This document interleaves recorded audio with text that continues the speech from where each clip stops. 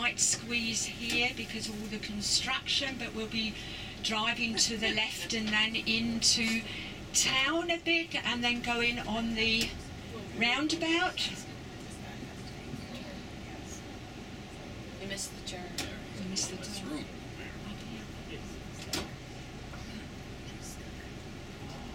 I'll have to back up. Where are we docked now? This is Aschaffenburg. When you were sailing in, you probably saw that very large castle there, the Burg, on the right hand or on your left hand side when you were sailing in. In a couple of minutes we'll be coming over this bridge again and you'll be able to see it. That was a very important building for hundreds of years, the summer residence of the Archbishop of Mainz. And the Archbishop of Mainz used to be a very important character.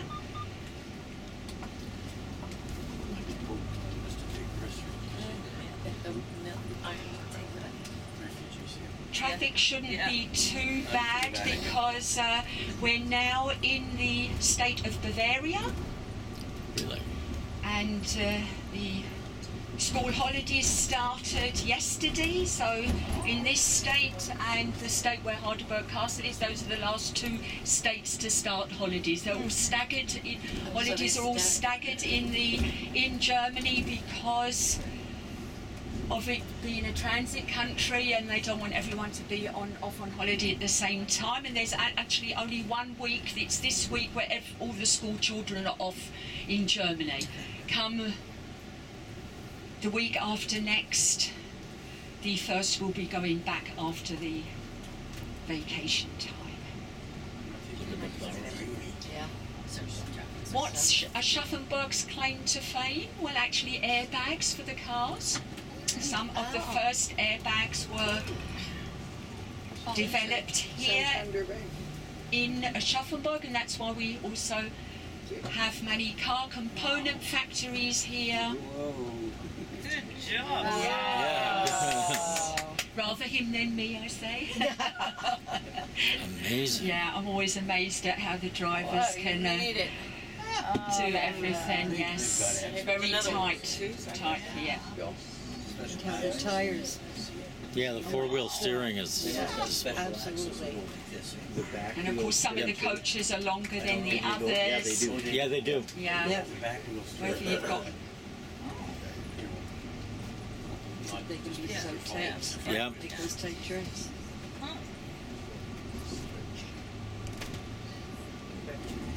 And believe me, it costs more to get a bus with that feature. Oh, yeah.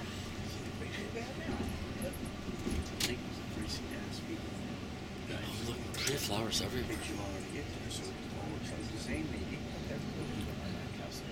some of my colleagues just stopped here for a minute. I don't know why.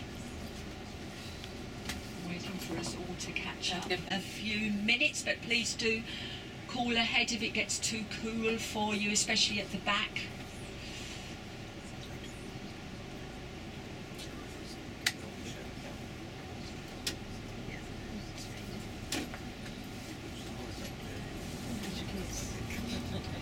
Anyway, how are you all enjoying your cruise so far? Is it wunderbar? Yes. Wunderbar, yeah, there's a song about it. Yeah, because he's never been here like Right. I mean, he could have come with us. I don't know. If she didn't want to. We're now driving over the river, I know, the we could. Main or the Main, and you'll see that Schloss Johannesburg It is again the Main. So that's where on that the is. right-hand side. That's summer residence of the Archbishop of Mainz, also nicknamed the Pink Castle, because when the sun shines behind it, it shines pink in the river. Exactly.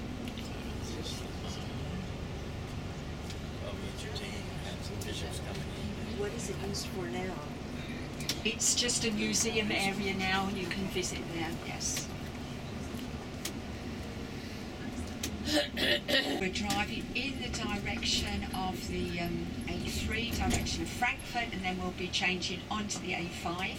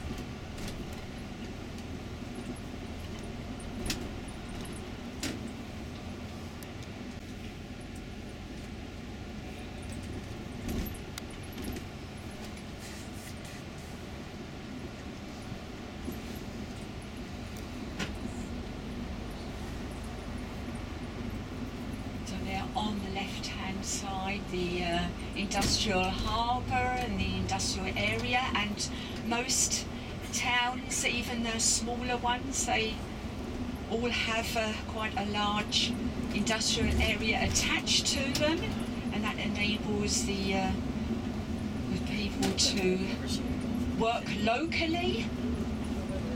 No need for a long commute into town, although many from here, if you have anything to do with banking, you would be driving to Frankfurt.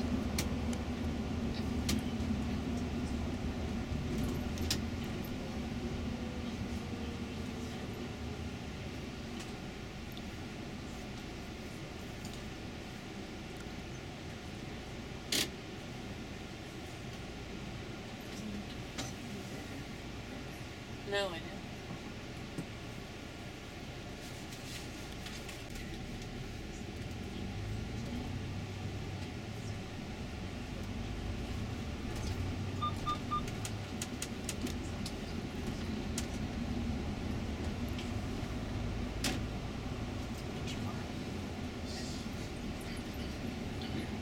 Oh.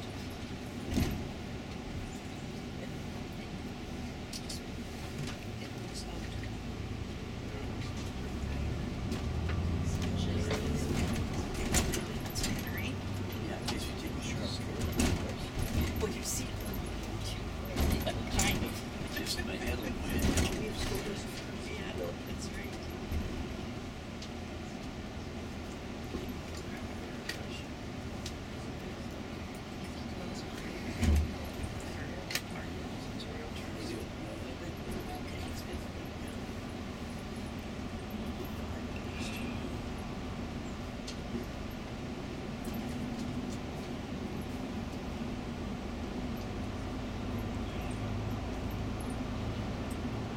We've officially left Aschaffenburg sign with a red or a black diagonal line crossed through it. That means we've left the city or town or village, and then usually it gives the distance of the next town or village on the top or underneath it.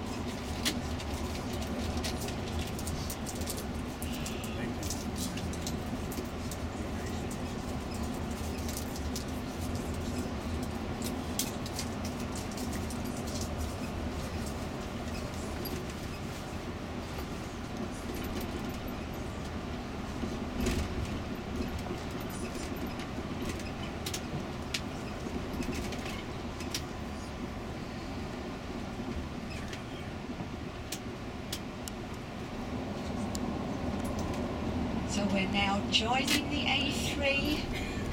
Easy to recognise the freeways or the autobahn signs, they're always blue and white. And the A3 is the oldest freeway in Germany, unfortunately commissioned to be laid or built by that terrible person Adolf Hitler. He wanted to have, after all their fiasco during the First World War, because they couldn't get goods quick enough from to the east, that's why one of the first thing he did was to have.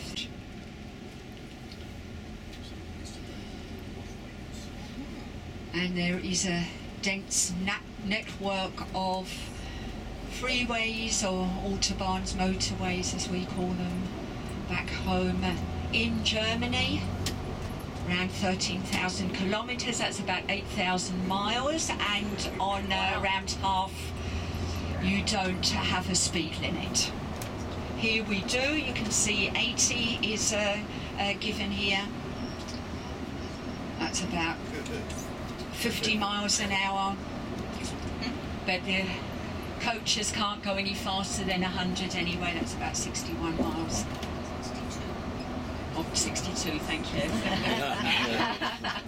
I said about. I was not being specific. Oh, sheep. The dog's hurting. Yeah. Oh, the sheep. Oh, okay. Yeah.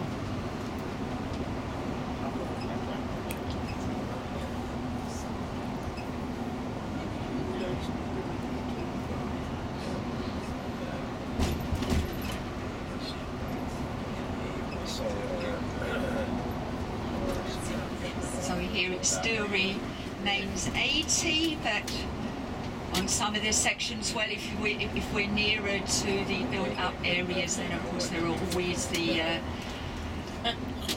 signs up. But if you feel a whoosh on the left-hand side, that's one of the powerful engines, the BMWs, the Porsche, the Mercedes, the Audi.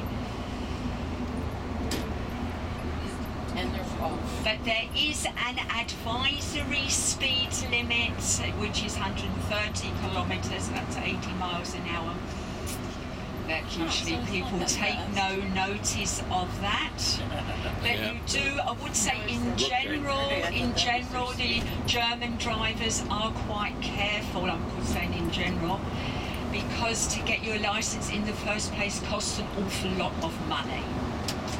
Nowadays we can, the young people, they can take their driver's licence when they're 17, they can do the driver's licence, but you can't drive by yourself until you're 18. So if you're taking it when you're 17, before you take the licence, do your driving lessons that all have to be done via a professional driving school. Then two people have to be designated over the age of 25 with no points on their licence, who will be sitting in the passenger seat while you're driving the car until you're 18. And then you're on probation now for 2 years when you first get your licence. If you are caught speeding, driving under the influence, licence is revoked, and it costs a whole lot more money. You have to take all kinds of psychological exams, and it costs a whole lot of money before you get your licence back again, and then you're on probation for 4 years. So a really long time. I'd say to get your licence now we're talking about 2,000, 2,500 euros. But then you've got it for life. That's why people like to hold on to their licences, because you've always got a nice photo of yourself. And then you hope when the police stop you, you'll say, "Oh, I haven't changed, haven't changed." That's me. Smiling. And also, if you are caught tailgating, then very high fines. Very, very high fines, because they're, especially on the autobahns in the direction of Stuttgart. Stuttgart is the capital of the state of Baden-Württemberg. That's where, of course, all the Mercedes, or most of the Mercedes factories, Porsche factories, and they have a lot of the test runs on those particular sections. And very, very unfortunately, there have been a lot of accidents with the test drivers practically, flashing the lights and forcing people off the roads, and that's why very, very high fines for tailgating. always have a lot of trucks or lorries on our roads. That's because Germany is a transit country, and also on many of the freeways we don't have the tolls yet, so it's much cheaper to drive through Germany than if they were going through France, for example. But when you will notice fewer trucks is on a Sunday. You might have been told this already. As of Saturday evening 10 o'clock or Saturday night 10 o'clock, if you don't have a special permit, you aren't allowed to drive your truck until from Saturday night 10 until Sunday night 10. That's to give everyone on Sunday a nice opportunity for trackless or lorryless roads. It used to be, when I first moved over, it was 2 days. It was Friday 10 o'clock until Sunday 10 o'clock, and I think they wanted to reintroduce that. That's why if you're on a coach on a Saturday, you see all the parking lots, they're all full of lorries and trucks, all waiting for 10 o'clock Sunday evening to come around so they can start up again.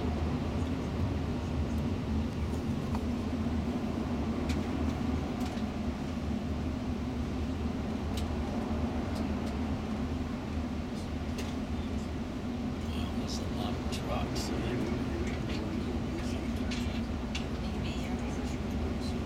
But we're also passing forests. I'm sure by the time you've ended your cruise in the country, you will realise how forested Germany is. It's one of the most wooded countries in Europe, actually. And that all goes back to what you've heard the guides called, I had mentioned, the 30 Years' War. That was from 1618 into 1648, when in the whole of Europe, because in the end most of the Western countries were involved in that war, even though it started off as a religious war in Germany between the Lutherans, Protestants and the Catholics, but by the end most powers were involved, and all the forested areas in all countries were severely depleted because everything was made with wood. All the houses, all the ships, all the carts. But back then in 1648, Germany came up with a reforesting system, or an afforesting as we sometimes call it, and that has been going on ever since. And it's because of that that we still have such a lot of forests in Germany, even though we're having a lot of trouble with them. You do see stressed areas of trees, not so much from the roads, but when you get inside, yes you do, mainly because of the very, very hot weather that we've been having in the last few years, particularly last year. And because of the various tree diseases, especially with the softwood trees, we've got the bark beetle. Also, a lot of our oak trees have been severely affected by a type of beetle that attacks the oak trees. But no matter where you are in Germany, even in northern Germany, you're no more than a few minutes away from a forested area. And that's, if any Germans emigrate, that's what they miss the most, if they emigrate to a place where there's not a lot of forests,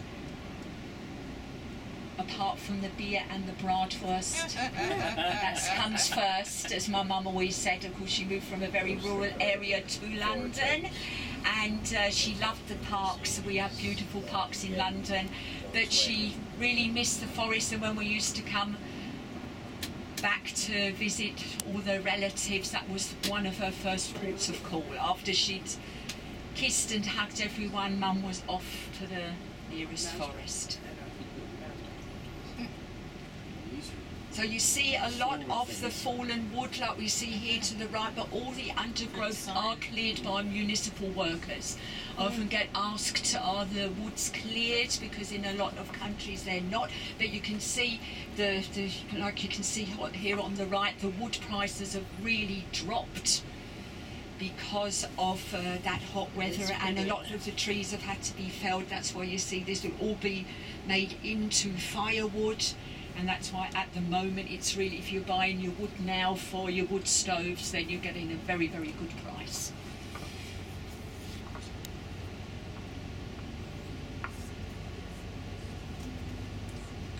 Wildlife, what do we have in these forests? They're mixed tree forests. We have the deciduous trees, the evergreens. Standard wildlife you will see along the way. You will have the deer, danger deer crossing, and they do attempt to come onto the freeways, unfortunately. We have the foxes, badgers, hare, and one particular animal who's causing a lot of problems and becoming increasingly in many parts of the wild pig, the wild boar. There used to be shy creatures. You might have seen them very, very early in the mornings, but now I say many are becoming quite cheeky and are entering into the villages and the towns in the night time. At this time of the year, of course, people's gardens are the most beautiful. You've got the lovely flowers. Many, certainly those who live in the country areas, you will have a little kitchen garden, cabbage patch. Fruit will be grown, vegetables will be grown, and you might think to yourself one morning,